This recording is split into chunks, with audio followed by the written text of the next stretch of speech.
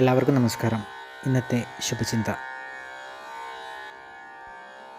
വികാരങ്ങളും വിചിന്തനങ്ങളും പ്രവൃത്തികൾ വൈകിപ്പിക്കാൻ വേണ്ടിയാകരുത്.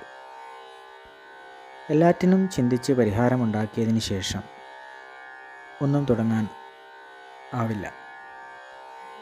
പല കാര്യങ്ങളും ചെയ്യുന്നതിന് മുൻപും പല കാര്യങ്ങളും ചെയ്യുന്നതിന് ശേഷവും അതെങ്ങനെ ചെയ്തു എന്ന ചോദ്യം ചോദിച്ചാൽ ഉത്തരം ലഭിക്കാനാകില്ല.